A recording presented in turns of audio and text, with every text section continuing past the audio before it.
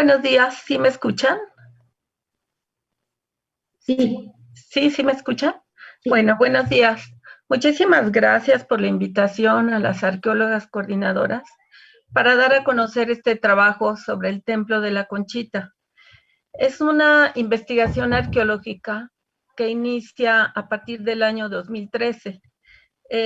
Sabemos y conocemos que este tipo de inmuebles históricos han sufrido eventos como los temblores, inundaciones, y a través del tiempo han sufrido defectos arquitectónicos, por lo cual este templo de la Concepción ha sufrido este tipo de eventos, y el problema que surgió fue un desfasamiento diferencial, el cual fue,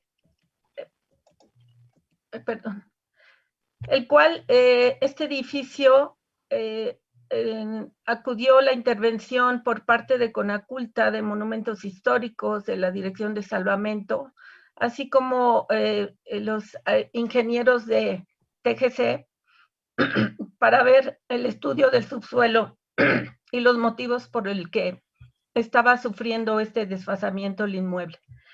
Sabemos históricamente que los edificios coloniales, sobre todo los edificios de tipo religioso, fueron construidos tanto con material de elementos arquitectónicos prehispánicos, inclusive en el mismo sitio donde fue ocupado por pobladores prehispánicos, también se construyen sobre estos mismos los templos en época colonial de tipo religioso. Bien, nosotros iniciamos la investigación durante el año 2012, diciembre, y a partir del 2013. La intervención que realizó la Dirección de Salvamento Arqueológico, precisamente como les mencionaba, fue por el desfasamiento diferencial que tenía el inmueble, que a través del tiempo seguramente iba a caer. Por lo tanto, los estudios que se fueron realizando desde el 2010 hasta el inicio que entramos fueron para el estudio del subsuelo, en donde la ingeniería técnica nos informó que hasta los 11 metros de profundidad tenían una sedimentación limorenoso, y a partir de los 9, 11 metros toparon con piedra firme, seguramente originada de hace miles de años. Bien, la intervención que se realiza aquí en el Templo de la Conchita fue debido a varios objetivos que tuvimos. Uno de los principales fue que la intervención se inició antes de las investigaciones arqueológicas, por lo cual intervinieron tanto al interior del templo como al exterior, en lo que se le llama el atrio. Estas intervenciones que se realizaron anteriormente nos dieron como objetivo el registro de todas las etapas constructivas, así como el registro estratigráfico, el registro del sistema funerario y el registro de la arquitectura. Sabemos que el inmueble actual del Templo de la Conchita es de mediados del siglo XVIII. La siguiente, por favor, Alejandro. Durante la plática que les vamos a dar, mencionamos varios momentos constructivos desde época prehispánica, época colonial, hasta la actualidad. Este trabajo que se realizó por parte de la Dirección de Salvamento Arqueológico fue realizado por un equipo de arqueólogos, un antropólogo físico, el apoyo para laboratorio y personal de campo durante todo el tiempo que estuvimos trabajando. Marilu, te Sí, interrumpo un momento. Gaby acaba de mandar un chat que dice que no se ve. no sé, Todos lo estamos viendo. sí, La imagen, Gaby, perdón, puedes intervenir. Yo sí lo estoy viendo, pero no sé si hay alguna persona que no. ¿Nos puedes comentar, Gaby, qué era lo que estabas? Yo creo que sí. Es que porque más bien fíjate, parecía que Marilu ya estaba he hablando visto acerca ahí de justo la estratigrafía y No, o sea, no, no, no. y No, entonces perdón, seguía Gaby. la de la portada. Entonces pensé que Tenemos más bien ahorita había aquí el sido eso. equipo que colaboró. Ok. Ok, Perdón perdón, la perdón. interrupción, ¿eh? Sí, perdóname. Ok. Gracias. Gracias, Marilu. Continúa y disculpa.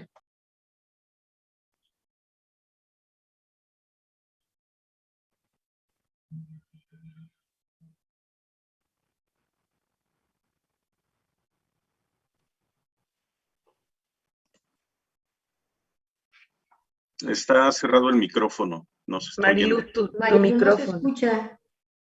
Ah, perdón. Ay, es que lo había cerrado. Bueno, todo lo que les mencioné fue precisamente como una introducción a todo lo que vamos a hablar, a todos estos hallazgos desde época prehispánica, del clásico, posclásico, época colonial al presente. Vamos a hacer énfasis precisamente a la construcción actual del siglo XVIII, mediados del siglo XVIII, pero también vamos a hablar de las construcciones que encontramos del siglo XVI, XVII del Templo de la Conchita, porque hay una gran discusión de que si Hernán Cortés mandó construir esta capilla que vemos actualmente. Por supuesto que no, esta capilla es del siglo XVIII, mediados. Y bueno, aquí les estamos presentando a todo el equipo, que sin ese equipo no hubiéramos realizado esta investigación. Además, quiero mencionarles del apoyo que tuvimos de estudios muy específicos. En primer lugar, tenemos el estudio arqueológico de la maestra Alicia Blanco, de la Dirección de Salvamento Arqueológico. El estudio realizado de la concha, por el biólogo Gerardo Villanueva, de la Dirección de Salvamento Arqueológico. El análisis antropofísico de 202 entierros por el pasante de Antropología Física Rodrigo Bolaños y por el doctor Jorge Gómez Valdés, de posgrado de Antropología Física de la ENA. Actualmente están en estudio estos entierros.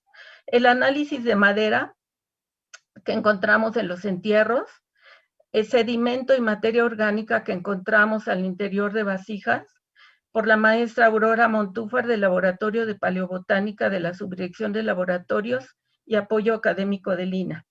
El estudio de fechamiento del estuco prehispánico de la estructura en la fachada norte, localizada en el atrio, por la doctora María Soler del Instituto de Física de la UNAM.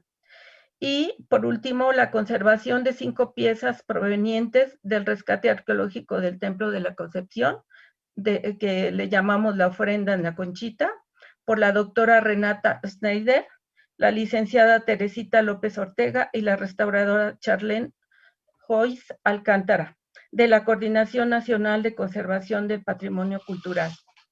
Bien, como les mencionaba, este tipo de edificios, de inmuebles históricos coloniales, fueron construidos con parte de material de estructuras prehispánicas y sobre el mismo lugar en donde se encontraron estas estructuras prehispánicas. Vamos a iniciar continuando. Por favor, Alejandro. Buenos días. Bueno, además de todo el equipo que comentó mi compañera María de la Luz, también habría que agregar el trabajo de tesis de posgrado de la maestra Diana Rogel, del posgrado en Antropología Física de la ENA, quien también, como parte de las investigaciones, ya que la colección esquelética se encuentra en la Escuela Nacional de Antropología de Historia, ella ya presentó su tesis de maestría y pues también habría que agregarla. Comenzando con lo que es la ubicación de Coyoacán, tenemos que se localiza en la parte sur de la Ciudad de México. Aquí vemos la imagen. Y específicamente este rescate dio inicio a partir de lo que fue el mes de diciembre de 2012, iniciando con lo que fue la inspección realizada por los arqueólogos María de Luz Moreno y Juan Cervantes, debido a que aun cuando se presentaron varios organismos que estaban interviniendo en lo que es la rehabilitación del templo, pues la Dirección de Salvamento Arqueológico no recibió notificación desde el inicio, sino que tuvo que hacerlo a partir de una denuncia y por ello es que se realizó la inspección y finalmente dio como resultado la intervención de rescate como parte de lo que era el trabajo de la rehabilitación del templo. Bueno, en esta imagen se puede observar lo que son los daños que sufrió la capilla a consecuencia del hundimiento diferencial que presentaba la fachada, debido, como ya lo comentó Marilú, por el hundimiento que se presentaba por las condiciones del subsuelo, pues se presentaron fisuras y posteriormente grietas en lo que es la fachada, la cúpula y la bóveda del templo, que pues fueron los que originaron el proyecto de rehabilitación. Se observan en esta imagen las diferentes fracturas que se observaban en lo que es la fachada del templo, además de lo que vienen a ser las partes internas, que pues sí ponían en riesgo la estabilidad del edificio y pues desde luego también la seguridad de los feligreses que acudían a los servicios religiosos en un momento dado, por lo cual desde 2010 el templo quedó cerrado al culto y fue hasta a finales de 2012 cuando ya se intervino para estabilizarlo y hacer lo que es la restauración, consolidación de lo que es todo el inmueble. Bueno, cuando posteriormente a lo que fue la inspección de Marilú y de Juan Cervantes, se observó que ya existía una serie de zanjas al interior y al exterior de la capilla que habían sido excavadas por la empresa y en autorización de lo que son los diferentes organismos que intervinieron, y sin embargo, pues no participaba todavía lo que es la Dirección de Salvamento Arqueológico, por lo cual fue que se realizaron esta inspección y, como se comentó, fue lo que derivó en el proyecto de rescate arqueológico. Se observan la ubicación de las zanjas que existían al inicio de lo que es el rescate y la metodología que se siguió durante estos trabajos arqueológicos fue conocer con antelación lo que planeaba realizar la empresa para realizar la estabilización en primera instancia y posteriormente la recimentación del edificio.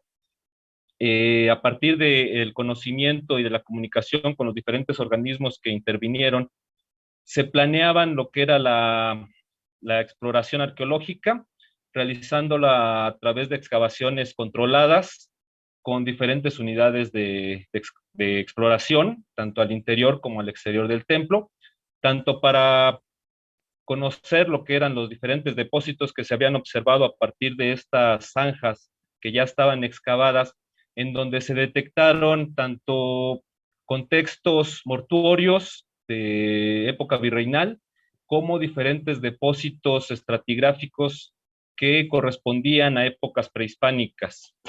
Aquí podemos ver una imagen en donde ya existían estas zanjas que habían sido excavadas sin la presencia de la Dirección de Salvamento Arqueológico. Ya una vez que iniciaron los trabajos, el 13 de diciembre de 2012, por parte de la Dirección de Salvamento Arqueológico, pues ya se comenzaron a realizar lo que eran las unidades de exploración. Cuando se tenía la oportunidad de explorar de manera intensiva las unidades, se llegaba hasta suelo estéril. En otras ocasiones había la necesidad de que los espacios no quedaran expuestos demasiado tiempo para no poner en riesgo la estabilidad del edificio y se iba adaptando a lo que eran las necesidades del proyecto de rehabilitación. También en ese sentido hubo varias modificaciones en cuanto a por parte de la empresa constructora y de los organismos involucrados para lo que eran las profundidades que se alcanzarían durante los trabajos de obra. Entonces, durante el rescate se tuvieron que adaptar estas condiciones para realizar tanto el control de las excavaciones, la recuperación de las diferentes evidencias, recuperación y registro, así como proponer las medidas de protección para los diferentes vestigios, los bienes inmuebles que pudieran existir tanto al interior como al exterior.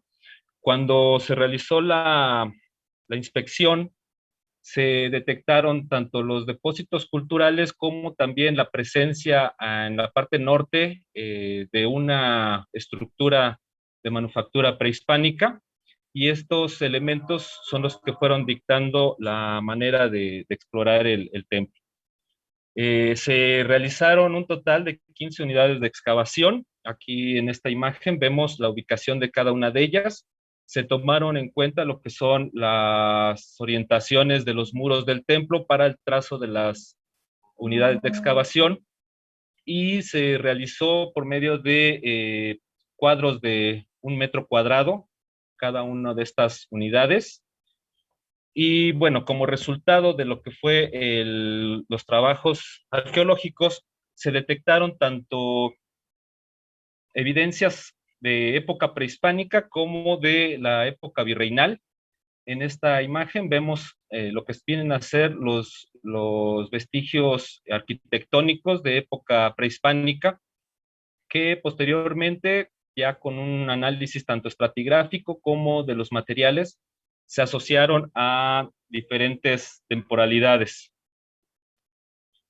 En lo que se refiere a la época prehispánica, se identificaron 3 grandes ocupaciones que corresponden al periodo epiclásico, entre el 600 y 900 después de Cristo, al posclásico temprano, entre el 900 y 1150 después de Cristo, y el posclásico tardío, de 1350 a 1521 después de Cristo. En este sentido, vamos a dar en primera instancia lo que corresponde a la época prehispánica, las diferentes evidencias que se registraron durante los trabajos.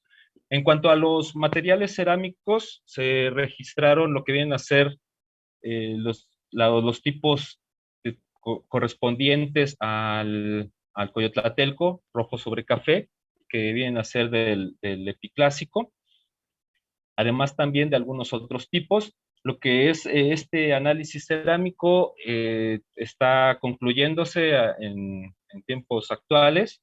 Sí se recuperó una gran cantidad de materiales fragmentarios, además de algunos otros más completos que ya están siendo, o ya fueron ingresados incluso a lo que es la sección de catálogo de la Dirección de Salvamento Arqueológico. De este periodo del epiclásico se detectaron algunos vestigios, tanto a lo que es en la parte norte de la capilla, debajo de la cimentación propiamente, lo que viene a corresponder a el acceso de una estructura construida con bloques de basalto, que en el interior presentaba algunos bloques de arcilla como relleno, y que corresponde al periodo epiclásico, con su escalinata orientada hacia lo que es el norte. Vemos la estratigrafía que se detectó. El hundimiento que presentaba el edificio también provocó que los estratos se desfasaran, y fue un poco complicado establecer la relación, la correlación entre los diferentes estratos. Sin embargo, sí se puede mencionar que esta primera ocupación, que corresponde al periodo epiclásico, pues estaba representada tanto por esta estructura como por otra que tenemos aquí, en lo que viene a ser ya la plaza, actualmente la plaza de la Conchita o de la Concepción. Entonces tuvimos 2 estructuras asociadas a este periodo, que deben haber conformado un conjunto arquitectónico. Una plaza, no se puede mencionar si esta plaza haya sido abierta o cerrada, debido a que serían necesarios mayores trabajos en lo que viene a ser el jardín de la plaza de la Conchita. En esta construcción, esta segunda construcción, se apreció que existían afectaciones en lo que vienen a ser los paramentos del edificio, el faltante de algunas piezas, con la presencia de lo que vienen a ser las cuñas que detenían este paramento. Esta afectación ocurrió desde época prehispánica, ya que se apreciaba la presencia de materiales azteca 3 asociadas a estas afectaciones. Es probable que las piezas hayan sido extraídas con fines constructivos o probablemente algún otro fin el que se haya perseguido, pero la afectación se dio desde época prehispánica. Lo que es el exterior de la sacristía, podemos observar que se encontró la esquina sureste de esta primer plataforma, debajo también de lo que es la cimentación de la sacristía, y la reconstrucción que se hizo de este edificio que se localiza debajo de la capilla de la Concepción, viene a ser una estructura de aproximadamente unos 13 metros por lado, con su escalinata orientada al norte, como se había mencionado, y conformando, junto con lo que es la segunda construcción, una plaza, probablemente de carácter administrativo. No se detectaron evidencias que apunten hacia lo que son el uso doméstico. La segunda estructura, lo que viene a ser el relleno, se encontraría debajo del arroyo de la calle de Fernández Leal. Conjuntando esta información con lo que es la procedente de la fábrica de papel en Fernández Leal 62, tenemos un conjunto arquitectónico para lo que es el periodo epiclásico, y pues por las dimensiones que presentaban estas estructuras, sí debe haber sido bastante extenso todo lo que es el área que ocupaba este conjunto arquitectónico. Posteriormente, para lo que es el periodo posclásico temprano, se dio un cambio de uso en lo que es el espacio. Algunos de los tipos representados para este periodo se observan en estas imágenes. Se detectaron algunos depósitos,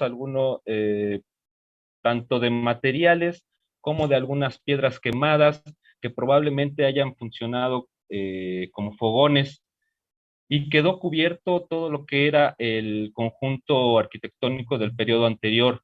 Se detectó también hacia la parte oriental, cerca de lo que es el arroyo de la calle de Fernández Leal, un piso de gran extensión, aproximadamente unos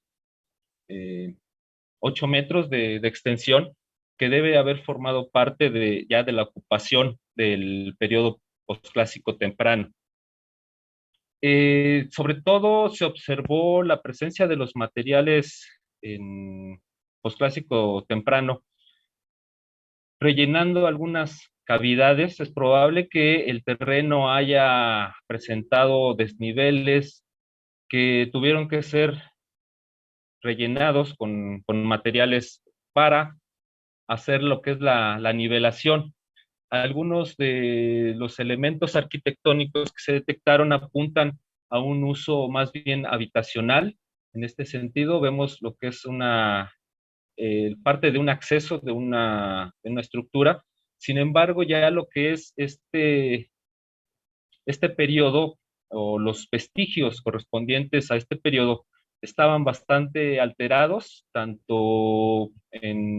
muy probable que hayan sido afectados en épocas prehispánicas, o también cuando se hizo la nivelación ya en época virreinal para otros fines, por lo que estaban en muy escasa representación estas evidencias.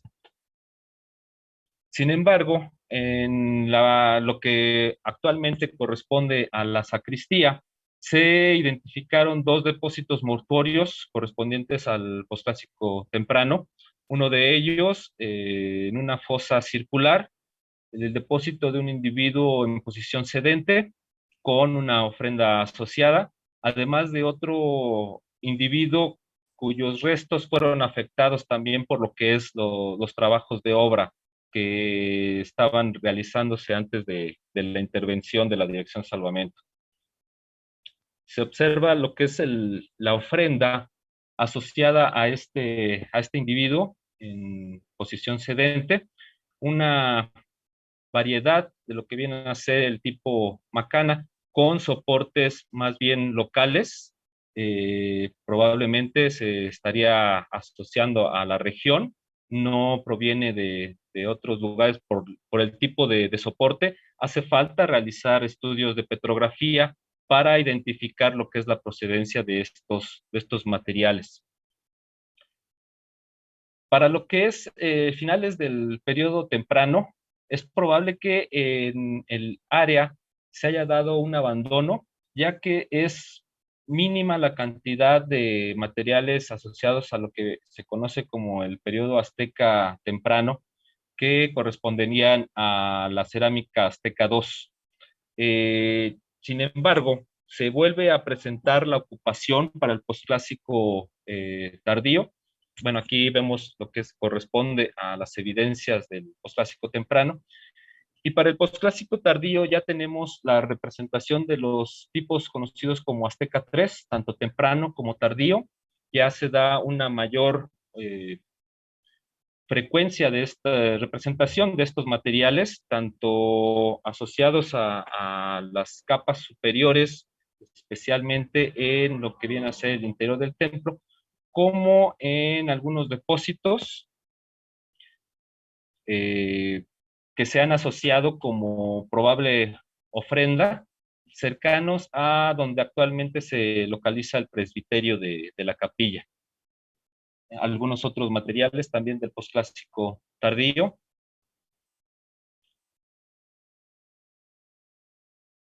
Y dentro de estas evidencias se identificó restos de una construcción al pie de lo que actualmente es el presbiterio de la capilla, además de esos depósitos que se han mencionado como una probable ofrenda, en donde junto con una gran cantidad de tepalcates, de restos de vasijas cerámicas, se recuperaron algunos fragmentos óseos cremados que estarían asociados a estos depósitos.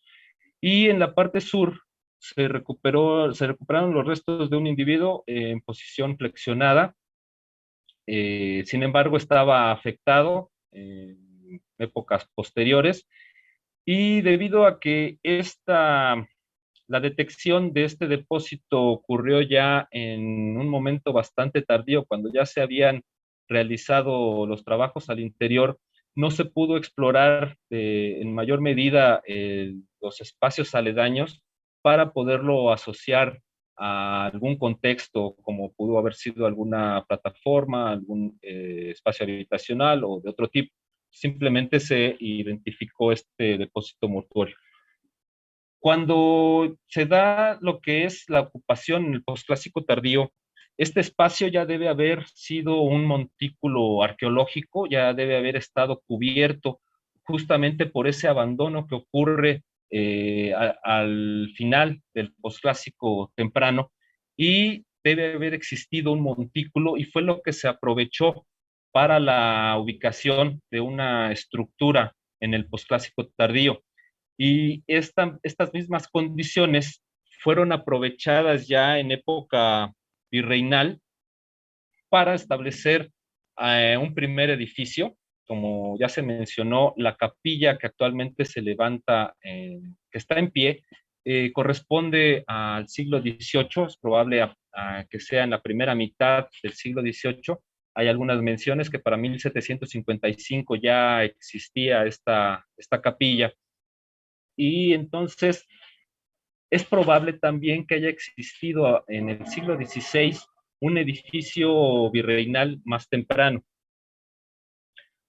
Bueno, en esta imagen vemos lo que es la estratigrafía de esa probable ofrenda localizada en el presbiterio de la capilla. Se aprecian los cortes de algunos pisos, de algunos niveles de ocupación del posclásico temprano, que fueron afectados tanto en el posclásico tardío como en época virreinal.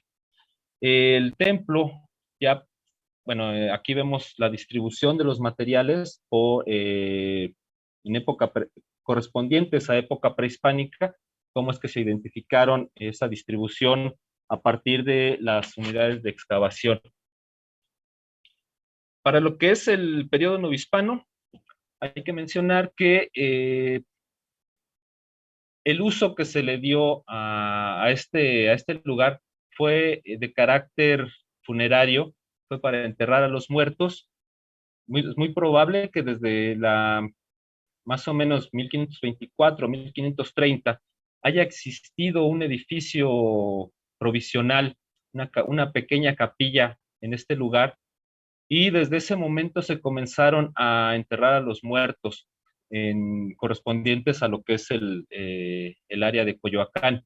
En total se identificaron 201 depósitos mortuorios correspondientes tanto al periodo novohispano como al siglo XIX, ya que las características de este espacio continuaron hasta fines del XIX. La constante inhumación de difuntos en este lugar provocó que los depósitos fueran afectados de manera recurrente. Es probable que los espacios hayan sido insuficientes y esto provocaba para enterrar a los muertos, y esto provocaba que se tuvieran que realizar nuevas fosas, afectando los depósitos que ya existían. En total, se identificaron 171 depósitos primarios, además de 30 secundarios, y junto con lo que vienen a ser todos los restos que estaban asociados en las fosas, tanto por lo que es la afectación de depósitos ya existentes, como también todo lo que fue entregado proveniente de las zanjas que excavó la empresa, pues se habla de más de 500 individuos los que estarían representados en este espacio.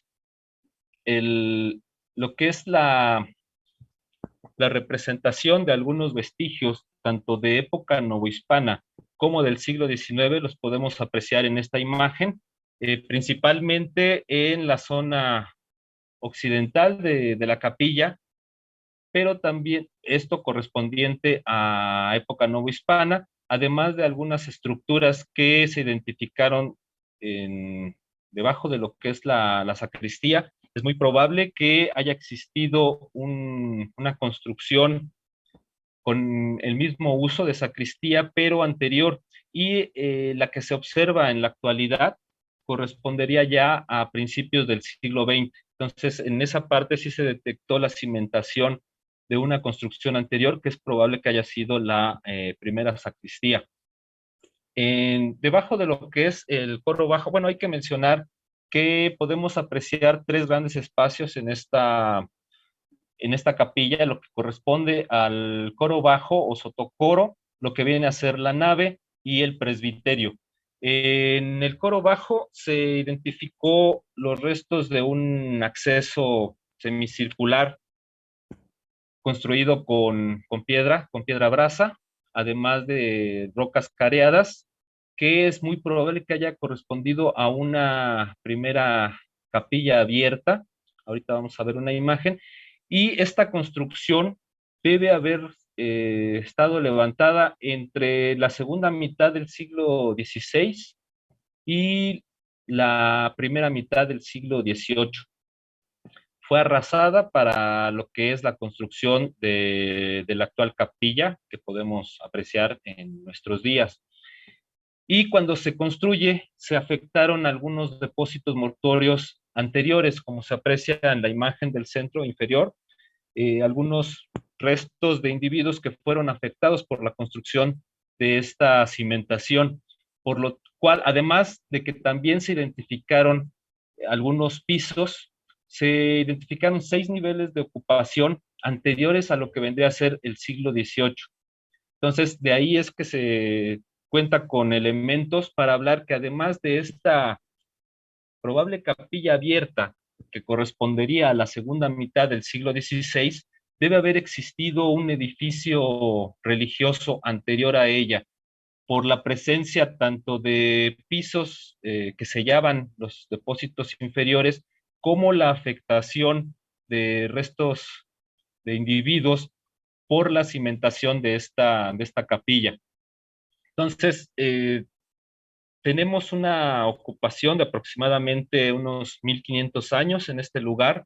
En el área se cuenta con evidencias en lo que viene a ser la fábrica de papel, con evidencias del periodo clásico. Sin embargo, en este espacio, pues no se recuperaron, más allá de algunos cuantos fragmentos cerámicos, no se detectaron evidencias, pero sí estarían representados lo que viene a ser el periodo epiclásico, el posclásico temprano, posclásico tardío, la época novohispana, el siglo XIX hasta nuestros días. Entonces tendríamos una ocupación de aproximadamente 1500 años. En cuanto a lo que vienen a ser los depósitos mortuorios, se identificaron lo que se conoce como depósitos primarios, que corresponderían a los restos de individuos que tuvieron su fase de descarnado en el lugar en donde fueron hallados. Algunos de ellos presentaban afectaciones, como ya se mencionó, tanto de época novohispana como probablemente el siglo XIX, cuando se siguieron enterrando a los difuntos en este lugar, tanto al interior de la capilla como en lo que correspondería al atrio. Se identificó una orientación general de oeste a este, con lo que viene a ser la región facial orientada hacia el presbiterio, a excepción de 8 individuos que presentaban orientación distinta. 5 de ellos estaban este-oeste, 1 estaba norte-sur y 2 sur-norte. Entre los individuos registrados se contó tanto con aquellos que correspondían a la edad adulta al momento de la muerte como individuos infantiles. En este último sentido, se identificaron 46 de ellos, lo que correspondería a poco más del 26%, que vendrían a ser individuos infantiles, tanto perinatales como correspondientes a ya lo que viene a ser la adolescencia. De estos individuos, pues se pudo identificar, de individuos infantiles, se pudo identificar lo que es la asociación de algunos ornamentos, ajuares mortuorios, que se pueden asociar a lo que correspondería la muerte niña, el tránsito de angelitos, que estuvo en práctica desde el siglo XVII hasta el XIX. Muchos de ellos presentaban todavía algunos de estos ornamentos elaborados con alambre que conformaban ramos. Otro de ellos presentaba restos de una corona que rodeaba el cráneo, además de también la evidencia de algunos textiles que se identificaron al momento de la excavación. En cuanto a lo que vienen a ser los depósitos secundarios, corresponderían a los restos óseos cuya fase de descarnado ocurrió en un lugar diferente a donde fueron encontrados. Es probable que hayan sido exhumados estos restos con el objetivo de ampliar los espacios para seguir enterrando a los muertos y se colocaron en espacios delimitados por muros, como vemos en la imagen inferior, de la esquina inferior izquierda. Algunos de ellos, estos muretes, delimitaban estos espacios en donde se depositaron estos restos procedentes de exhumaciones.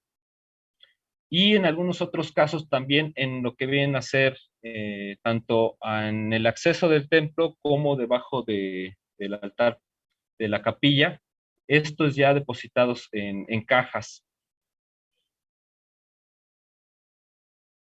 Además de lo que vienen a ser bueno, en cuanto a algunos de los elementos asociados a los individuos, pues se recuperaron tanto botones que corresponderían a la ropa con la que fueron enterrados, como en algunos casos restos de rosarios, medallas, y en algunos de estos contextos también lo que era la evidencia de las cajas con las que fueron enterrados, algunas fibras de madera que se identificaron, restos también en algunos casos de lo que era la tabla sobre la que fueron colocados.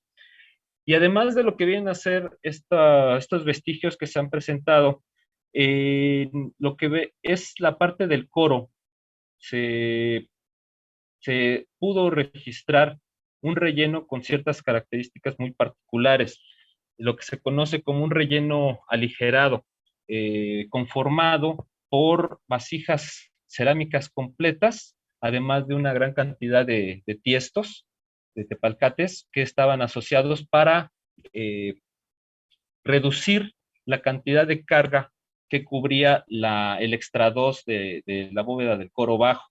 Este sistema constructivo se tiene registro desde el siglo XII en la península ibérica hasta el siglo XVIII ya en América. Desde el siglo XVI, este sistema constructivo se va a estar incorporando a algunas construcciones tanto religiosas como militares, como civiles, en diferentes lugares, no nada más de nuestro territorio, sino también en el Caribe. Se ha identificado este tipo de sistema constructivo, y la característica es que se colocan las vasijas principalmente con la boca hacia... ¿Perdón? Bueno, principalmente las vasijas... ¿Ese fue vos? ¿Perdón?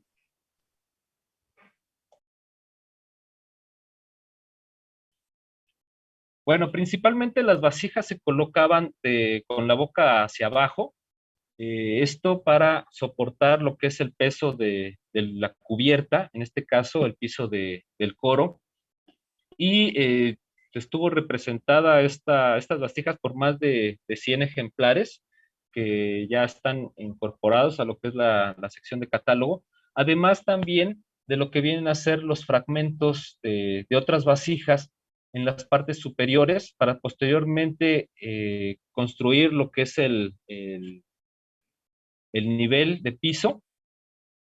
Y bueno, la importancia de este tipo de sistema constructivo y del registro del mismo en esta capilla es que al ser un piso sellado, pues los ejemplares, y que corresponderían a la segunda mitad del siglo XVIII, la construcción de este espacio, todos los ejemplares pues nos pueden ayudar a fechar este espacio, esta construcción, y será de gran utilidad lo que es el análisis de estos materiales que ya se está completando para lo que viene a ser la tipología cerámica anterior a la mitad del siglo XVIII. Cuando se atacó el registro y la excavación y registro de este espacio, pues ya no nos dieron la información de manera oportuna, y ya habían afectado la empresa lo que viene a ser la esquina noreste del coro. Ya había afectado los trabajos, ya habían extraído las vasijas, y solamente se pudieron explorar las otras tres esquinas, y se pudo apreciar que en estas, cerca de lo que es propiamente la esquina, se encontraban vasijas de grandes dimensiones, aproximadamente unos 80 centímetros de altura, y es muy probable que en la esquina que no pudimos registrar también hayan ocurrido condiciones similares. Ahora vamos a ver lo que corresponde a la ofrenda depositada sobre lo que es el acceso. Sí. ¿Sí me escuchan? Gracias, Alex. ¿Sí me escuchas, Tere? Sí, Marilu, sí te escuchamos. Gracias. Adelante. Bueno, después de estos datos panorámica desde época prehispánica, época novohispana, queremos mencionarles sobre una ofrenda que encontramos, que localizamos en la fachada. Y les mencionaremos algunos datos históricos, porque es muy importante esta ofrenda localizada, porque es un indicador de fechamiento para la estructura del siglo XVIII.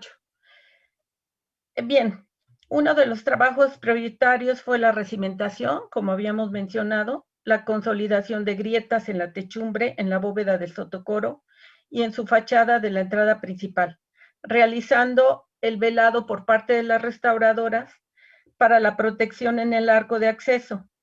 ya que el desplazamiento que tuvo la contraclave del arco. Aquí le estamos mostrando una fotografía, un plano, la fotografía central, en donde se ve el agrietamiento en color rojo que tuvo la fachada. Este agrietamiento fue durante varios años y bueno, en los arcos, este arco mixtilíneo, en la parte central tiene dos piedras. Una de ellas, en la fotografía del lado izquierdo superior, pueden apreciar con la fecha una de las piedras que fue desfasada durante varios momentos, se fue zafando y dio lugar a que se restaurara, y en la fotografía del lado derecho pueden ustedes apreciar un nicho, un cuadro muy pequeñito de 10 centímetros en donde fue colocada esta ofrenda. En la fotografía de abajo se puede apreciar la piedra contraclave que tiene la tapa que embonaba perfectamente con la otra piedra, en donde se encontraron estos 5 objetos, una medalla, un lacre, un documento en papel, un fragmento de resina, que en ese momento le llamamos resina, y fragmentos de palma. La siguiente, Alex.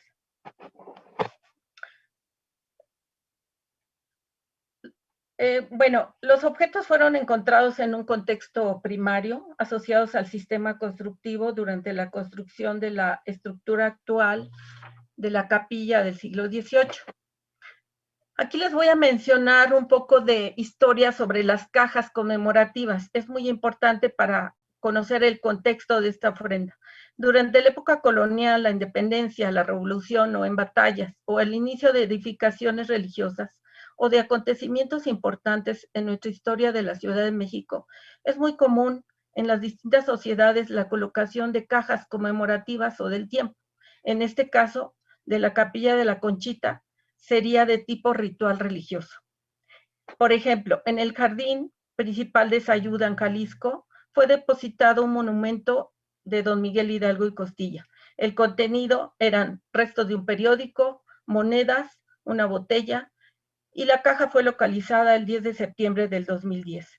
Otro ejemplo es en la Columna de la Independencia en Zacatecas, donde se depositaron reliquias históricas en 1910, una caja durante la primera piedra del monumento. Por investigaciones arqueológicas se han localizado en el convento de San Jerónimo documentos relativos a Sor Juana Inés de la Cruz, en el convento de Corpus Christi, en el Molino del Rey, en el monumento a Humboldt, en el extemplo de San Agustín, en el jardín del Alcázar del castillo de Chapultepec, una caja conmemorativa a la batalla de Chapultepec de 1849, con documentos como un periódico, un calendario, una carta, la lista de los alumnos y monedas. En la Catedral Metropolitana de la Ciudad de México se ubicó en la Torre Oriente en el año 2007 una caja de plomo del año de 1791, con varios objetos del siglo XVIII relacionados con la construcción de la torre por el arquitecto José Damián Ortiz de Castro. Contenía 23 monedas de la época, 11 medallas religiosas, 5 grabados, 5 cruces de alma, un relicario, un dibujo y una oración contra los rayos, temblores, la peste y las muertes repentinas. En 1996, por los arqueólogos de arqueología urbana en la Catedral Metropolitana, descubren en la Capilla de Ánimas del Purgatorio, que es la imagen que están viendo, perdón, en donde se observa en la parte de la cimentación una caja con grabados y con símbolos religiosos. Esta caja es de toba y tiene la fecha del 8 de marzo de 1721.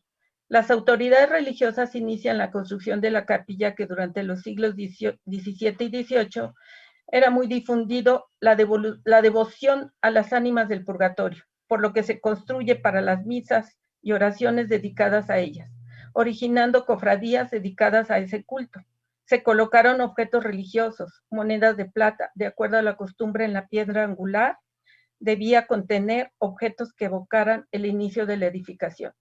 Como protectores a las almas del purgatorio, se colocaron una medalla de la Santa Patrona de Ánimas, que la tienen ustedes en la parte central, que fue la principal benefactora, que se llama la Santa Magdalena de Pazzi. que lleva una corona de espinas en la frente y un crucifijo en la mano derecha. Y el lado derecho tienen las imágenes de una medalla de San Juan de Dios, quien fundó la Orden de los Hermanos de la Misericordia, y una medalla de la Virgen de los Dolores, que tiene una túnica y un manto que denotan el luto, una espada clavada en el pecho, como atributos del carácter sufriente. La siguiente, Alex. Bueno, aquí les queremos mostrar varias imágenes. La fotografía superior izquierda es una imagen de 1930 de la Fototeca de Monumentos Históricos, en donde ustedes pueden apreciar el nivel horizontal de superficie que tiene el jardín, y en la parte central, en la capilla de la Concepción. Del lado derecho está la imagen al inicio de los trabajos de arqueología, y en el otro extremo tenemos la fotografía actual de cómo quedó la capilla. En la parte baja tenemos dos planos. Como les mencionaba Alejandro, los restos arqueológicos, arquitectónicos que ubicamos al interior del templo nos están indicando de la construcción de una posible capilla abierta anterior a la capilla del siglo XVIII, en donde esta capilla del siglo XVIII, entre sus agregados que tiene, precisamente es el coro y el sotocoro, así como la sacristía, otro de los elementos que se agregan para el siglo XVIII, pero aquí estamos mostrando lo que fue lo que es y lo que existe bajo del templo de la capilla actual que estamos viendo. La que sigue, Alejandro. Bien, aquí entramos ya en los objetos que encontramos en la capilla. Nos centraremos en la fachada principal y en el sotocoro, donde se localizaron los objetos de estudio que, de acuerdo con Toussaint, ese arquitecto dice que algunos elementos decorativos en las obras del barroco en argamasa, como lo presenta la Capilla de la Concepción, fueron una herencia española de tradición musulmana. El decorado es principalmente de carácter vegetal, con grecas, modulaciones, mixtilíneas, mascarones, figuras de ángeles, querubines, y también, de acuerdo con Guadalupe de la Torre Villalpando, su portada es sencilla, con decoración inspirado en el alicatado. El arco de entrada es mixtilíneo con pilastras estípites, decorado estilo barroco llamado ajaracas, a base de elementos vegetales y motivos ornamentales, como el monograma que ustedes pueden apreciar en la parte central de la Virgen, y a los costados la representación del sol y la luna. Perdón, en su segundo cuerpo tiene un nicho central y dos óculos mixtilíneos a cada lado. Su paño total de la portada lo cubren diseños geométricos mudéjares, y el sotocoro es la primera zona de acceso al templo en la parte baja del coro, espacio elegido para acceder a la nave central, la cual sufre las afectaciones de desfasamiento. Aquí les estamos mostrando las dos piedras, está abajo de la fotografía central, las dos piedras que se le llaman la piedra clave. Del lado derecho, ustedes ven el orificio donde estaba colocada la ofrenda, y del lado izquierdo tenemos la contraclave donde se ve la talla que hicieron, dejándole un tapón para que embonara perfectamente las dos piedras clave. Del lado derecho, como les mostramos, los objetos que encontramos. Estos objetos, al momento del inicio de la localización, fue por parte de la restauradora Renata Schneider, del Centro de la Coordinación Nacional de Restauración, en donde ella sacó estos objetos de la piedra porque estaban desfasadas y tenían que colocarse en su mismo. Ustedes pueden apreciar la grieta que llegó precisamente hasta el arco principal. La siguiente, Alejandro, por favor. Bien. Esta ofrenda tiene varios símbolos de ritos religiosos, y es por medio de estos objetos manufacturados con atributos que identifican la religión católica, como en este caso a mediados del siglo XVIII en el templo que tuvo como advocación a la Virgen de la Concepción. donde fueron depositados en un pequeño nicho de la piedra clave y piedra contraclave del arco de la puerta principal, que da acceso al espacio sagrado del templo católico. Se colocaron a manera de ofrenda católica 5 objetos: una medalla con la Virgen de la Merced o del Carmen, un lacre con imagen Agnus Dei, una palma, fragmentos de palma, de papel manuscrito y un fragmento de resina. En este caso, la placa es de metal, está representando a la Virgen de la Merced o posiblemente a la Virgen del Carmen. Fue decorada con la técnica de repujado. En el anverso se detalla la imagen femenina con una túnica extendida y manto. En la cabeza de cabello largo rizado tiene una corona con cruz al centro superior. Alrededor de la cara tiene líneas de luz resplandeciente y en la mano derecha un escapulario diseño de cruz, así como en el pecho un escudo con cruz al centro. Todo se encuentra con un marco diseñado con veneras. Por el análisis de fluorescencia de rayos X se identificó su composición de aleación metálica que tiene una aleación de plata con un porcentaje del 85% y de cobre del 10%. La lámina de plata tiene una forma ovalada, es martillada y pulida. Y quiero hacer énfasis en que observen que tiene 4 orificios, aproximadamente de 1 centímetro y 3 milímetros, los cuales fueron limados en cada reverso. Se localizó con fracturas y corrosión. Es posible que estas perforaciones eran para sujetar todos los objetos en uno solo, como se va a mostrar en los orificios que presenta la palma. Este estudio y análisis que se hicieron a todos estos objetos fue realizado por la licenciada Teresita López y Charlene Alcántara de la Coordinación de Restauración de Lima. La siguiente, por favor. Bien, aquí tenemos otro objeto, es muy interesante, muy importante, que se le llama lacre Agnus Dei, que es fabricado en cera. El objeto se encontró fragmentado en 4 partes con faltantes y desgaste. En ambas caras tenía restos de papel donde se observan letras caligráficas. Se trata de un medallón de forma ovalada, manufacturada en cera de abeja, en proceso de transformación para hacer parafina. Fue troquelada en ambas caras. En el anverso del lado izquierdo, ustedes lo pueden apreciar, en relieve presentan la inscripción de números y letras con la imagen de un cordero con aureola recostado sobre un libro, con una cartela o estandarte enmarcado con letras en latín, ustedes los pueden leer, y con otras letras que posiblemente sea PEG, MBN, del significado Peccata Mundi y en la parte superior, además,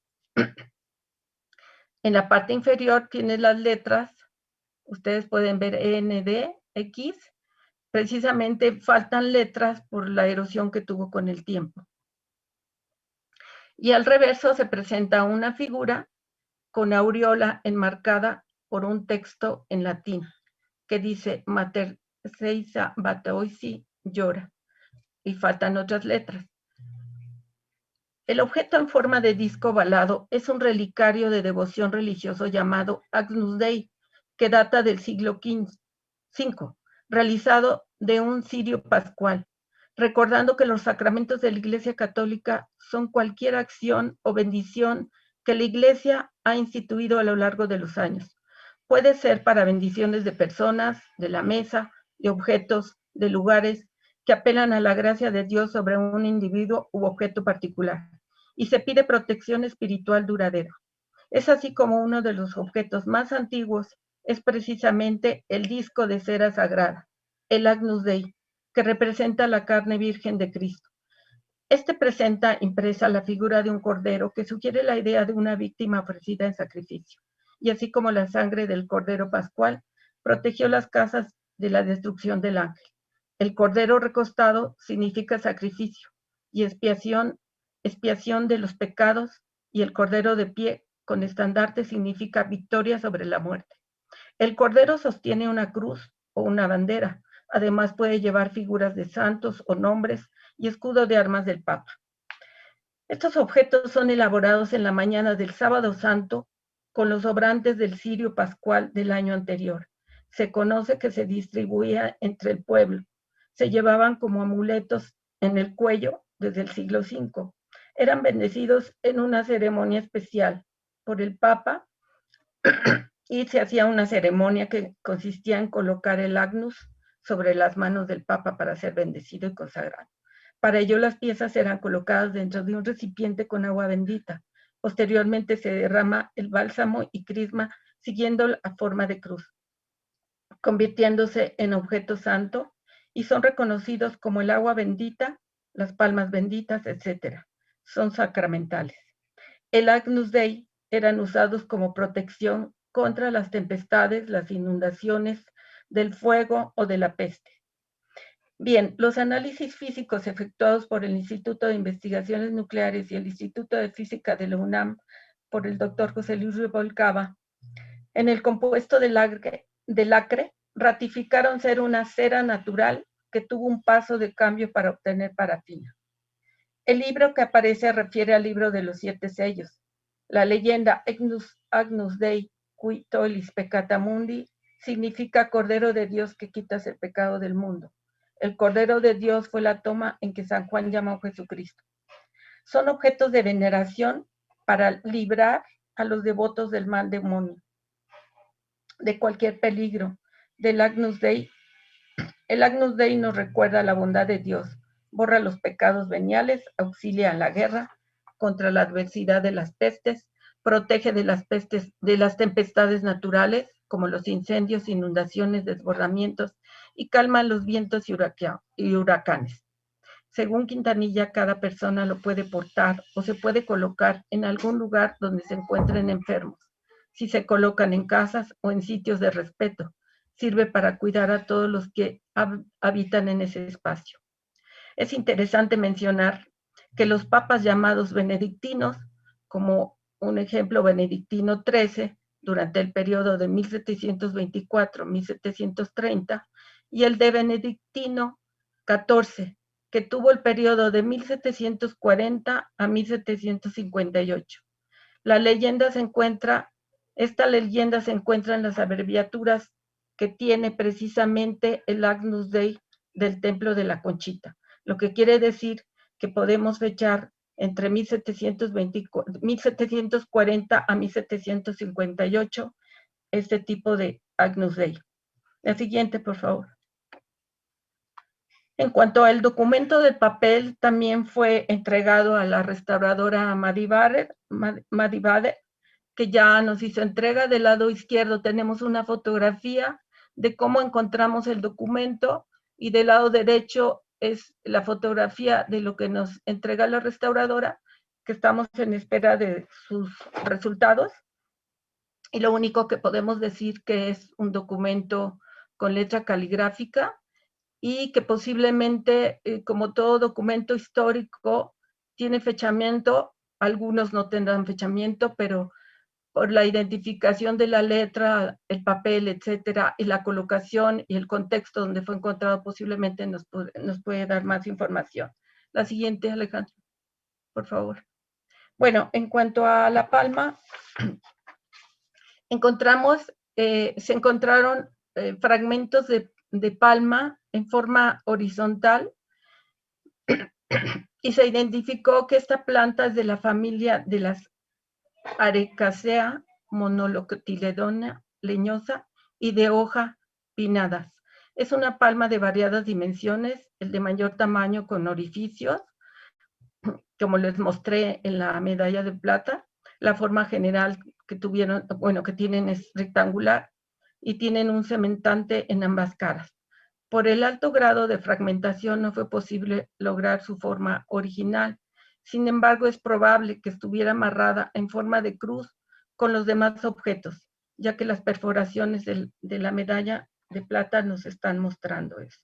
Los fragmentos de palma de diversos tamaños, de forma rectangular, con perforación redonda, con algún tipo de punzón, que fueron realizados con algún tipo de punzón, es muy probable que se colocaron junto a los demás objetos de cera y de metal. en forma de cruz y los orificios fueran para dar amarre con algún tipo de hilo. Es decir, la palma sirvió de soporte para algunos de los otros elementos asociados de la ofrenda, como podrían ser la medalla de la Virgen de la Merced o del Carmen. La siguiente, por favor, Alejandro. Bien, y el fragmento de cera al inicio de los trabajos mencionamos que era un fragmento de resina, pero al entregarlo a las restauradoras y hacer los estudios, nos indicaron que era cera. La cera alude a la humanidad de Dios, es una cera de abeja porque representa la pureza, que refiere a la imagen de María Inmaculada como Virgen y Madre. El agua bendita retira lo profano del objeto, el bálsamo otorga el perfume de las virtudes de Cristo para que los fieles puedan practicarla, y el crisma representa la caridad y consagra el agnus. Se identificó como cera de abeja al realizarse el análisis de espectroscopía Raman y espectroscopía infrarroja. Lo que quiero indicar lo que queremos mencionar es que esta ofrenda es un indicador de fechamiento muy importante, ya que fue colocada precisamente en el arco de la entrada, en el sotocoro, en esta parte del sotocoro para dar acceso al sotocoro, y que fue agregado esto posterior al siglo XVI, XVII. O sea, estos objetos que son religiosos a manera de ofrenda formaron parte de un sistema constructivo, al igual que las vasijas. Las vasijas que encontraron, como mencionaba Alejandro, como material aligerado, es un sistema constructivo que se utilizaba, como lo mencionó, en época colonial y que varios edificios de tipo civil o religioso lo presentan y que están precisamente en esta parte de la entrada de la capilla de la Concepción. Y por último,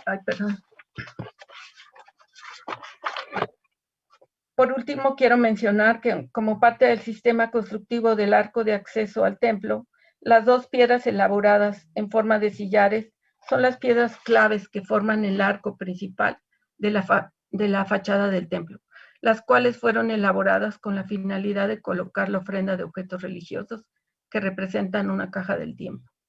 El objeto de la medalla de plata con la imagen de la Virgen del Carmen o de la Merced son consideradas como protectoras.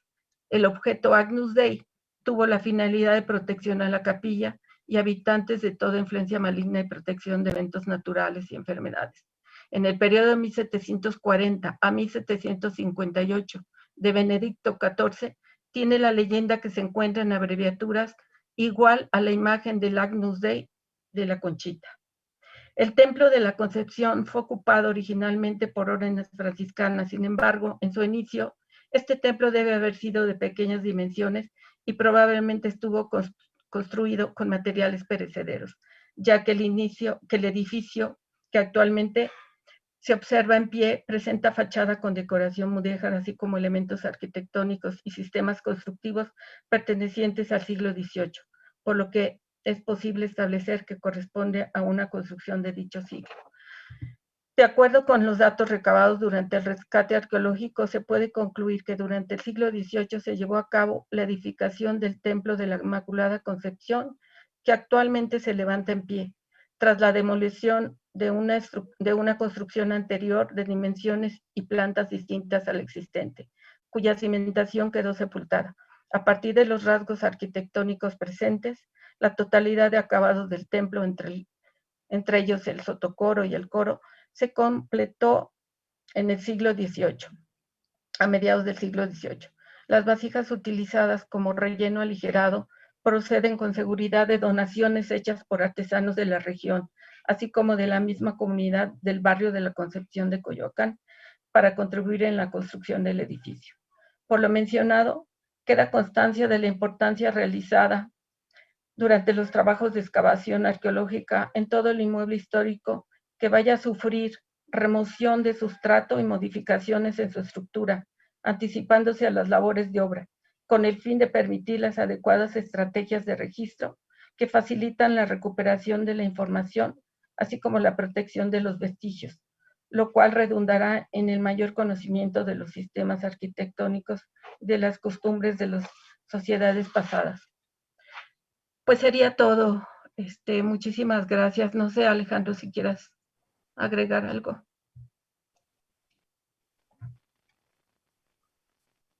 No, ya nada más, pues las dimensiones de la capilla abierta, que aproximadamente eran 17 metros de norte a sur por cerca de 7.5 metros de oriente a poniente.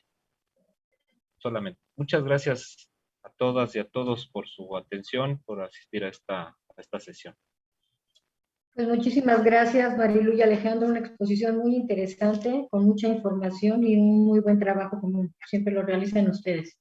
Ahora pasaremos al área de preguntas, y me pueden ayudar con el chat para ver quiénes nos están preguntando.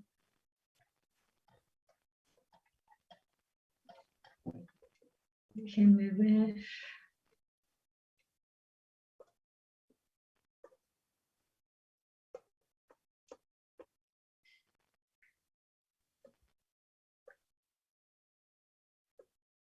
Mira, hay una pregunta de María Guadalupe Islas.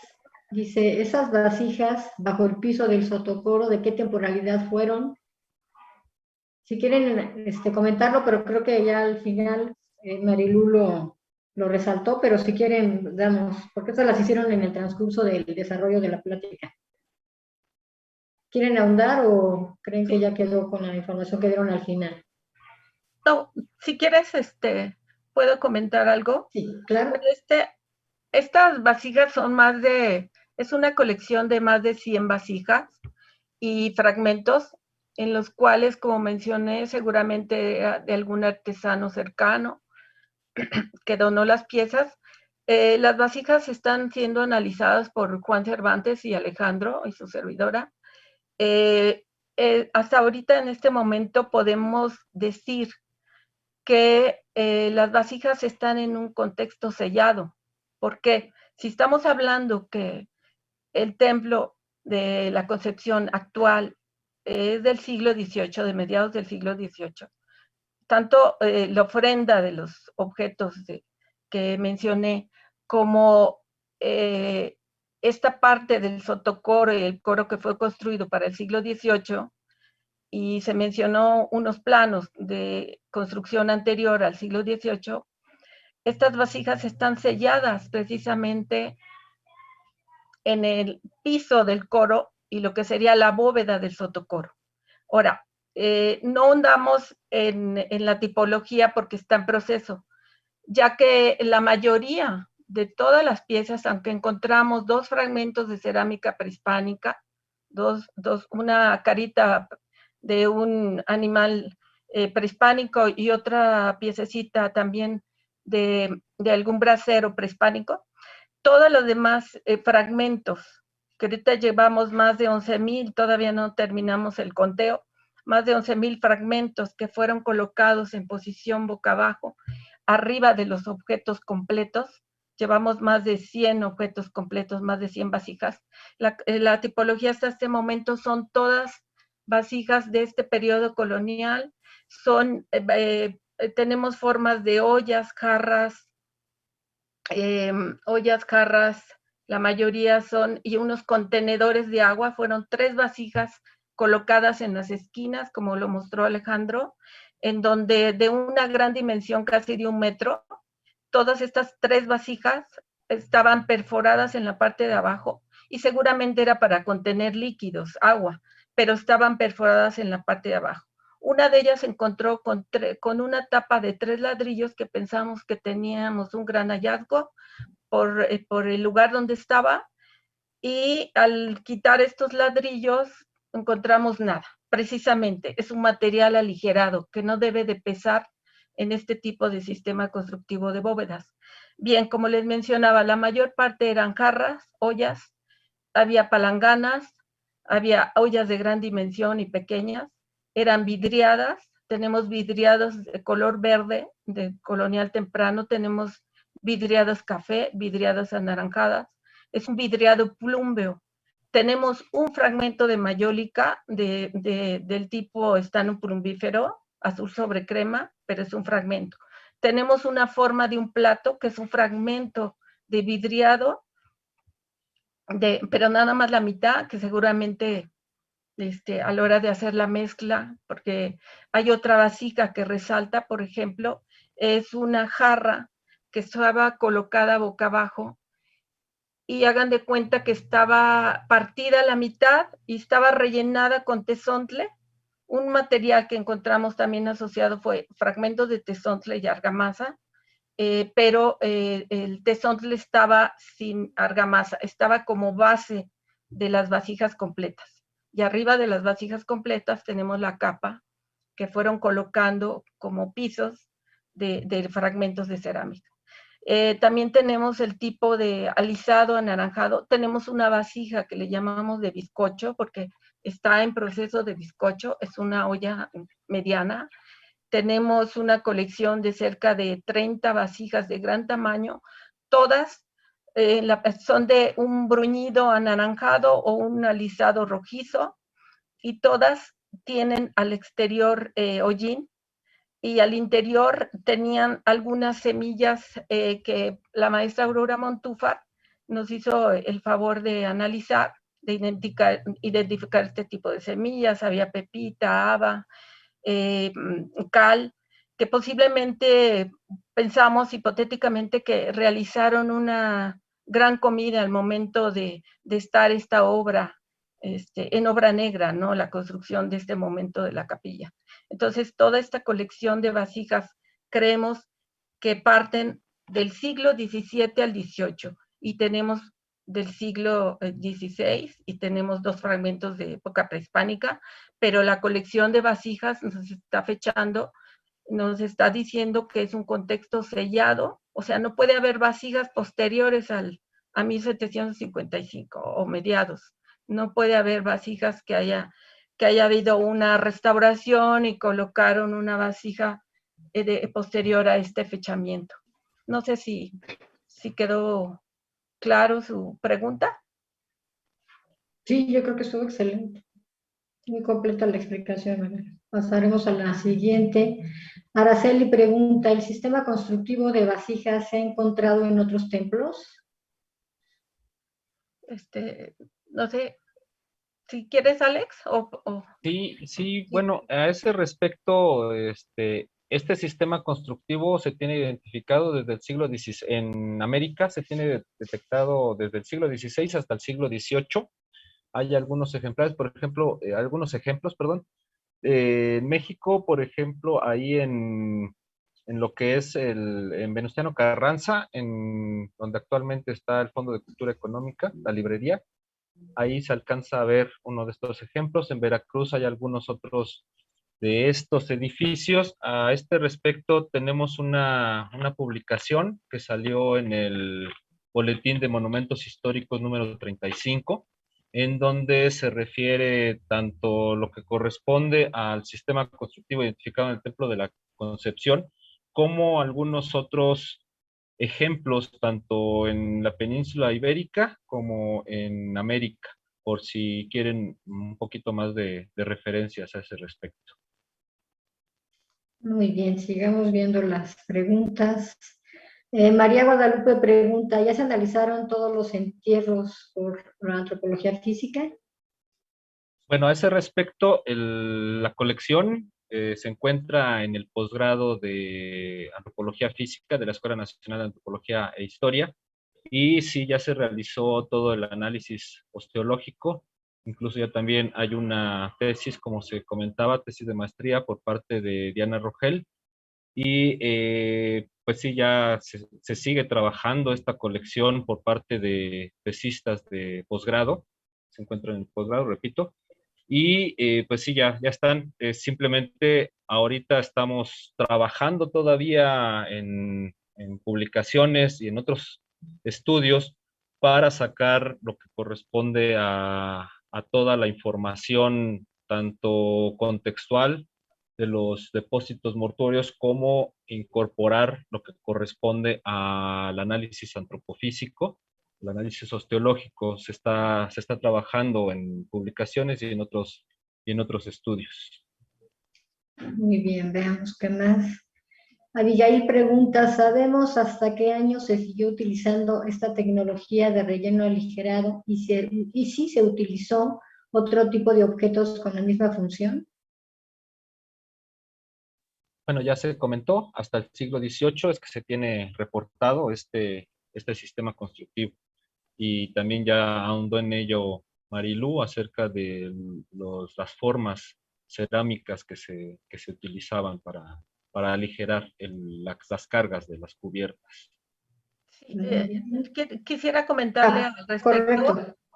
que, por ejemplo, en la Conchita no encontramos oliveras. Es un objeto muy común en este tipo de bóvedas. Por ejemplo, en España, en las catedrales, en Italia, en varias partes de Europa se utiliza mucho la olivera, vasijas muy grandes. Aquí en la Conchita, posiblemente porque por ser sus dimensiones muy pequeñas, utilizaron este tipo de vasijas. Las ollas que les mencionamos son muy grandes, pero muy delgadas en sus paredes. Y, por ejemplo, en lo que hemos revisado en Europa, aquí, bueno, tenemos un ejemplo que mencionó Alejandro, en lo que fue el convento de San Francisco, que ahora es la biblioteca. Ahí pueden ver, dejaron una ventana arqueológica en el techo y existe aproximadamente 1 metro y se pueden ver las vasijas, pero son puras oliveras. Otro ejemplo lo tenemos aquí en la Ciudad de México, en lo que fue, lo que es el edificio de medicina, lo que fue la Inquisición, ahí en el centro histórico. Se tiene también el registro, bueno, se sabe que el techo tiene vasijas precisamente de oliveras.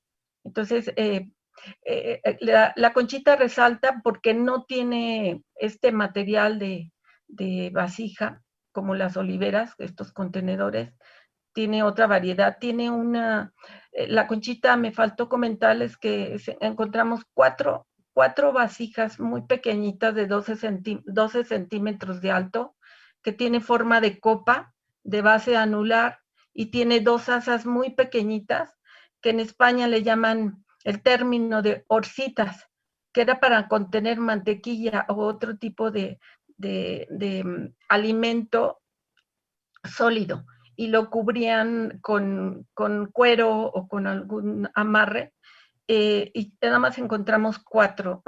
Este tipo de formas seguramente son de época colonial temprano, pero son las únicas que encontramos. Seguramente en los edificios históricos del centro de la ciudad.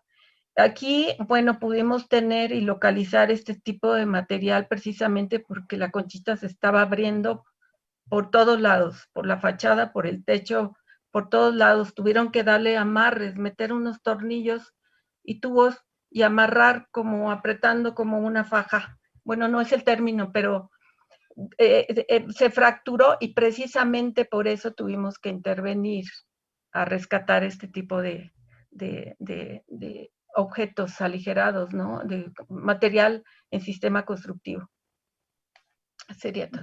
Gracias. Otra de las preguntas que hace María es, ¿el jardín no se excavó? ¿Se encontraron drenajes prehispánicos? ¿Qué tan cerca estaba el lago en época prehispánica? ¿Están excavando ustedes en lo que fue la casa de Rina Lazo, que se encuentra casi contra esquina del jardín?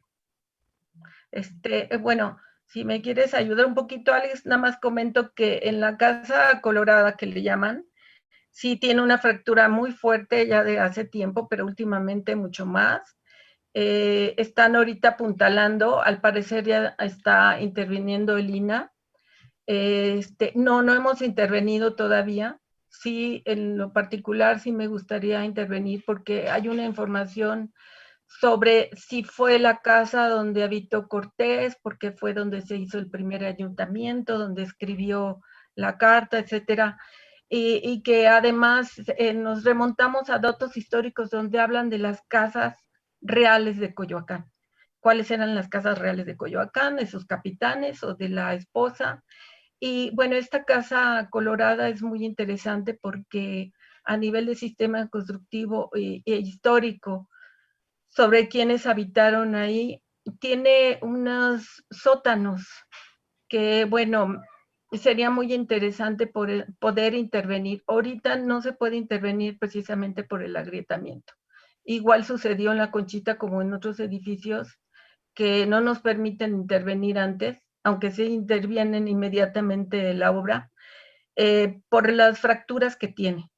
Y entonces ahorita en este momento en la Casa Colorada no. Y en el jardín de La Conchita nos faltó muchísimo por intervenir, porque únicamente fue en el momento del rescate arqueológico del templo y posteriormente hubo otro pequeño rescate alrededor de la plaza, en donde únicamente pudimos intervenir en lo que son los andadores externos. Si ustedes se dan una vuelta últimamente a la Plaza de la Conchita, se está hundiendo aproximadamente de cuando nosotros intervenimos en el 2013, 2014 a la fecha, ya tiene casi 1 metro de profundidad de la mitad de la parte sur de la Plaza de la Conchita.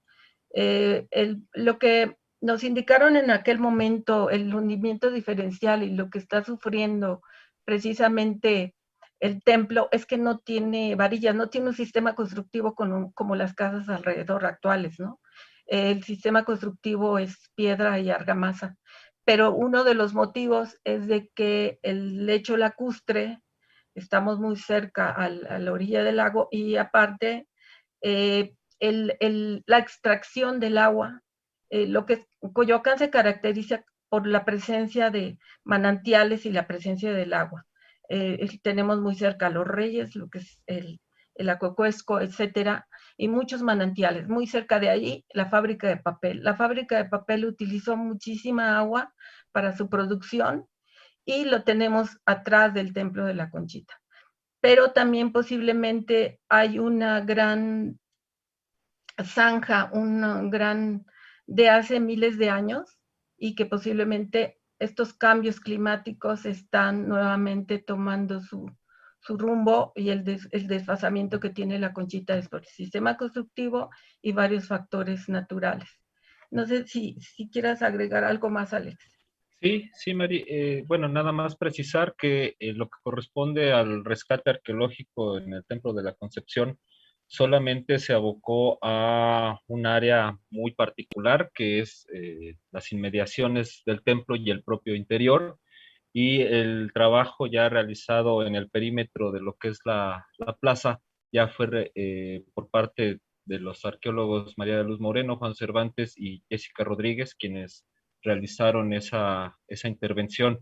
Respecto a la pregunta de lo que es la cercanía del lago, comúnmente a partir de lo que es el trabajo de William Sanders se menciona la cota de los 2.240 metros sobre el nivel del mar como lo correspondiente a los límites del lago, pero hay que tener en cuenta que a lo largo del tiempo estos cuerpos de agua sufrieron avances y retrocesos, entonces no se puede señalar que haya sido de una manera estática estos límites, esta orilla del lago, sino que es probable que en épocas más tempranas a la ocupación en lo que es el centro de Coyoacán, el lago haya tenido un límite más hacia el occidente y que se haya ido retrayendo ya para el epiclásico, posclásico temprano.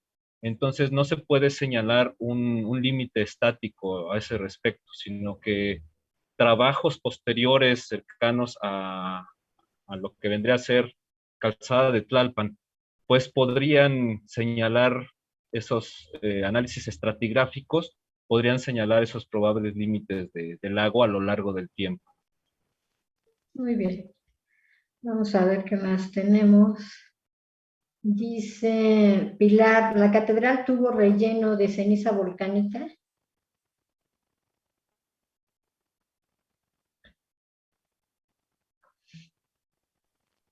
Marilu, ¿no te escuchas? Ahora sí. Bueno, pues no tengo el dato que haya llegado hasta allá. De ceniza probablemente que sí.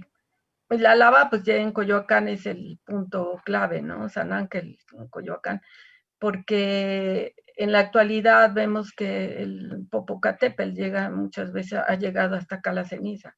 Entonces es probable. No tengo el dato exacto, no sé tú, Alex. No, tampoco tengo el dato acerca de eso. Muy bien, la siguiente pregunta, María. ¿Hubo estudios de mecánica de suelos ahí? Sí, por parte de la empresa TGC se realizaron el estudio de mecánica de suelos y es lo que comentaba Marilú, que se pudo detectar, bueno, que se localiza en una zona de transición cercano a los lagos, con suelos fangosos y a una cierta profundidad ya se cuenta con lo que es la presencia de roca sólida, me parece que son 17 metros de profundidad, y justamente estos trabajos fueron los que identificaron las causas del hundimiento diferencial del edificio en primera instancia, y posteriormente permitieron hacer lo que es el relleno con fluido, con ciertas excavaciones para afianzar lo que es la cimentación del templo. Muy bien. Bueno, hay muchas felicitaciones. Elia nos pregunta, ¿el arigelado del techo se ha detectado en templos de provincia o únicamente en la Ciudad de México? Ya habían comentado, ¿verdad? Sí, Fernando Miranda comentó que en Veracruz también hay algunas evidencias de este tipo de sistema constructivo, aunque ahorita no recuerdo el dato de en qué edificio fue, pero él lo comentó en algún momento.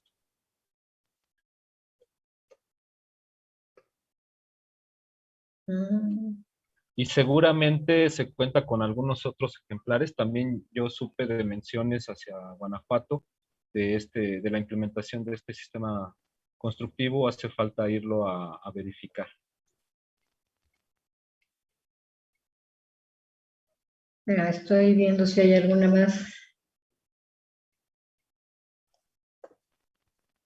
Pues creo que ya no hay preguntas. Tere, ¿quieres comentar algo? Pues nada, muchas gracias. Estuvo muy interesante toda la presentación. Muchas felicidades. Y en cuanto a los materiales, vi algunas láminas que parecía que tenían tipo Xochimilco, pero lo pusieron con otro nombre. No sé si estoy clara o me equivoqué, pero Sí, sí, bien. lo pusieron como con otra tipología, otro nombre de tipo. Y Sí, sí ahí se sí, cuenta con materiales Xochimilco. Aquí la clasificación es a sí, partir de lo que identificó Juan Cervantes. Es la ajá. clasificación que se está presentando. Ah, ok. Sí, sí. Es que me pareció verle otro nombre, pero dije, ah, mira, parece Xochimilco. Nada más, en realidad muy interesante todo. Muchísimas gracias. Gracias. ¿Alguno más que quisiera comentar algo de Marilú, Alejandro? No, bueno, yo pues muchísimas gracias por permitirnos dar a conocer los últimos avances. Esperamos ya pronto hacer entrega de toda la información. Estamos esperando algunos estudios muy particulares, pero en particular es una experiencia muy importante y sí debe de intervenir arqueológicamente antes de cualquier tipo de obra, no nada más edificios de tipo religioso o civiles o casas particulares. Yo creo que para la investigación es muy importante poder tener el tiempo suficiente antes de la obra, porque si toda la problemática que lleva al iniciar posterior a una obra es muy difícil durante el proceso de excavación. Pues muchísimas gracias y espero verlas pronto. Claro que sí. Claro que sí. ¿Tú, Ale, Ya quieres nada comentar algo más? más. Perdón. Muchas gracias, Lore. Sí, además de lo que se está trabajando, que es algunos artículos, algunos textos que están ahorita en elaboración, pues quien esté interesado un poco más acerca de diferentes aspectos de este rescate, ya se cuenta con algunas publicaciones, ya se mencionó lo que es el Boletín de Monumentos Históricos. También, si acuden en internet, ya pueden encontrar otros textos referentes a lo que es el Templo de la Concepción que hemos publicado en coautoría. En Academia lo pueden descargar. Ahí es donde, si buscan mi nombre, ahí yo he subido las publicaciones que hemos presentado, Marilú, Juan y yo, un servidor, por si están interesados en algunos otros textos referentes al Templo de la Concepción y de Coyoacán en general. Muchas gracias por su Muy bien. asistencia, muchas gracias por su atención. Pues muchísimas gracias a ustedes, como siempre una exposición excelente y esperamos contar con ustedes nuevamente en otras sesiones de este seminario. Tere, ¿quieres agregar algo más? Pues nada más agradecer a todos los participantes, los esperamos en la próxima sesión de octubre y esperemos que se hayan anotado todos en el chat para la asistencia. Muchas gracias. Al respecto a lo que dice Tere, la sesión de octubre, los colegas que iban a participar en octubre originalmente tuvieron un problema y nos cancelaron. Entonces fue que recurrimos a Marilu y Alejandro para que quedaran en esta sesión, pero con tiempo extendido, y la sesión de octubre la va a exponer el arqueólogo Juan Cervantes, también con algún tema de Coyoacán. Será un solo expositor, pero le pedimos que utilizara las 2 horas de exposición, o sea, los 80 minutos con los minutos de preguntas. Pues muchísimas gracias a todos, que tengan bonito día y nos vemos en la próxima. Gracias. Hasta Gracias. luego a todos, un abrazo. Gracias a todos. Bye. Igualmente, Luego. muchas gracias Buen por día. todo. Hasta Queremos luego. agradecer, perdón, a Daniel por que es miembro del Sindicato de Investigadores del INAH, que amablemente nos hace favor de prestarnos el Zoom y darnos toda la orientación que hemos requerido en el transcurso de estas exposiciones a través de este medio. Muchísimas gracias a todos. Gracias, Daniel. Gracias al sindicato. Un abrazo a todos. Hasta luego. Te hablo, Tere. Sí, en un